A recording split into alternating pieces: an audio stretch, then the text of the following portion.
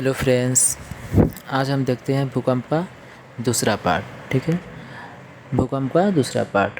पहला पार्ट मैंने करा दिया है जिसमें भूकंप क्या होता है, अब भूकंप के तरंगों के बारे में भी बता चुके हैं। प्राथमिक तरंग और द्वितीय तरंग के बारे में मैंने पहले वीडियो में करा चुका हूँ।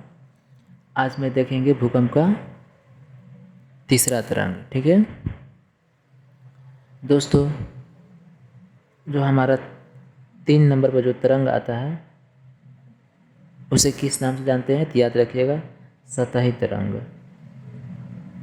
सतही तरंग, ठीक है। सतही तरंग को तीसरा तरंग कहा जाता है। ठीक है, इसे जो है सतही तरंग को एल तरंग से भी कहते हैं। एल तरंग या आर तरंग। ठीक है, सतही तरंग को एल तरंग या आर तरंग के नाम से जाना जाता है। ठीक है, यह जो तरंग होती है दोस्तों, यह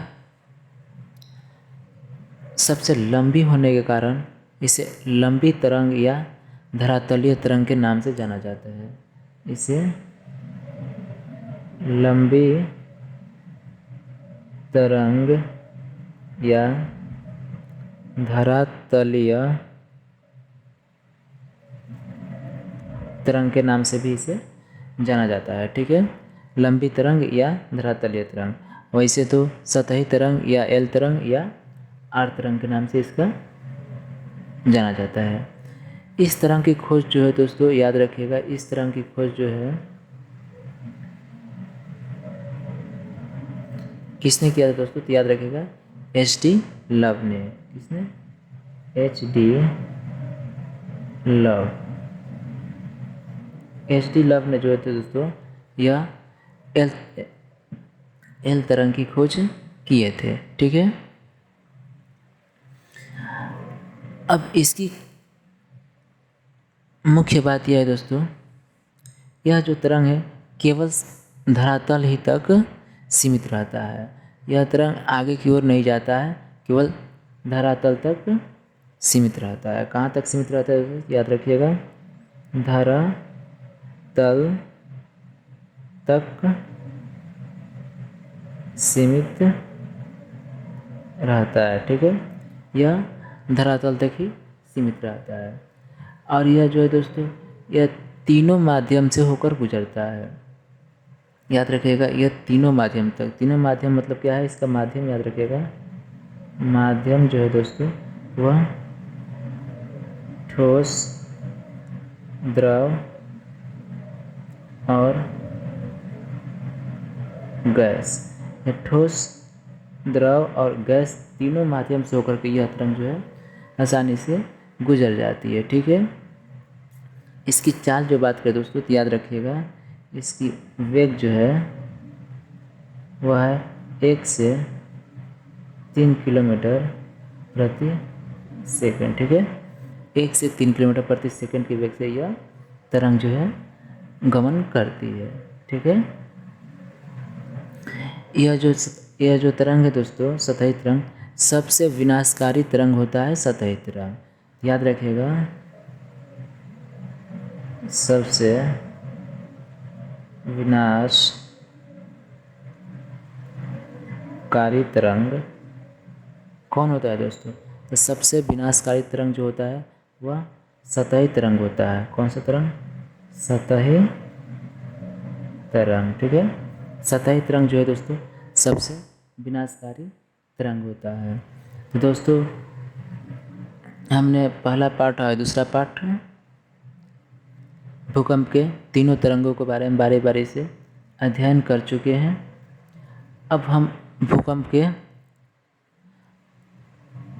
अन्य जो प्रश्न हैं भूकंप के बारे में, उसके बारे में हम देखेंगे दोस्तों। ठीक है, तो सबसे बड़ा प्रश्न है दोस्तों कि भूकंप के जो तरंग है उसे किस यंत्र से मापते हैं। तो याद रखिएगा,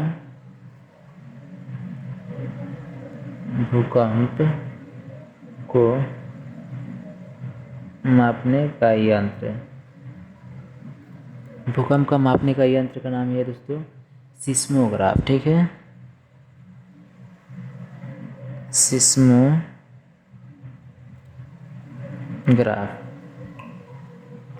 सिस्मोग्राफ पर इसे सिस्मोग्राफ यंत्र द्वारा भूकंप के तरंगों को मापा जाता है। ठीक है, एक इसका स्केल है दोस्तों। स्केल मतलब इसका जो मापन यंत्र जो होता है, दूसरा जो इसकी सहायता से इसे मापते हैं, उसे भी याद रखिएगा। वो कौन सा यंत्र है तो याद रखिएगा, रिक्टर पैमाना। ठीक है, रिक्टर पैमाना जो है दोस्तों, यह इसका एक स्केल है, मापने का एक स्केल है रिक्टर पैमाना। ठीक है, जो यंत्र है वह सिस्मोग्राफ है।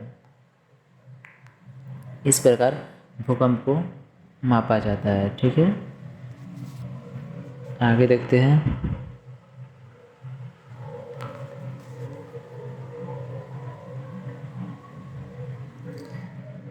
सभी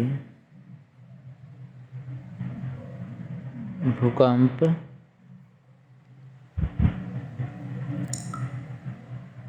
तरंगों का वेग, यह इम्पोर्टेंट लाइन है दोस्तों, इसे ध्यान से देखिएगा। सभी भूकंपों का तरंग जो है,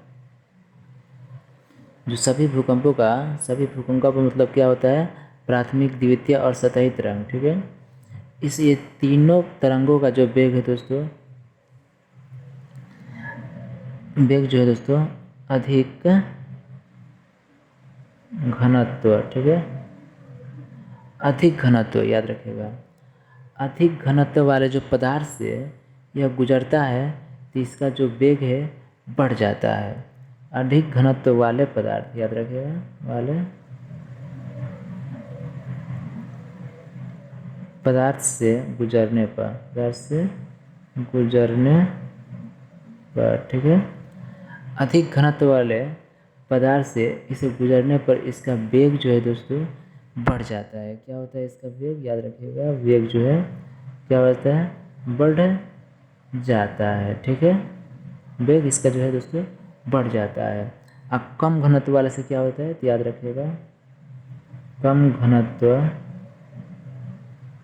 वाले मार्ग से, याद रखिएगा, कम घनत्व वाले मार्ग से जब यह गुजरता है तो इसका वेग जो है क्या हो जाता है, घट जाता है। यह इम्पोर्टेंट था, इसे देख लीजिएगा। कम घनत्व वाले मार्ग से यह घट जाता है, अधिक घनत्व वाले मार्ग से यह बढ़ जाता है। ठीक है,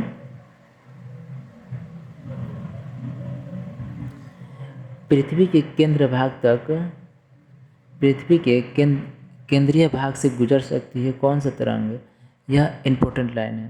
पृथ्वी के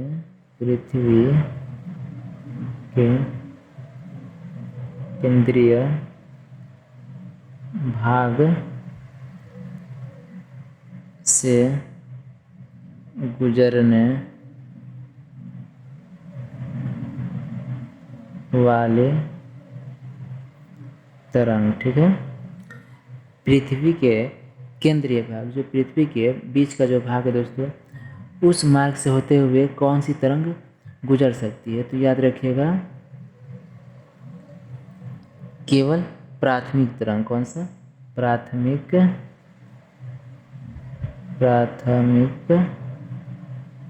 तरंग। ठीक है, प्राथमिक तरंग को किस तरंग के नाम से जानते हैं तो याद रखिएगा, पी तरंग। पी तरंग के नाम से भी इसे जाना जाता है। ठीक है, तो पृथ्वी के केंद्रीय भाग से गुजरने वाली तरंग केवल पी तरंग होती है। ठीक है, केवल पी तरंग।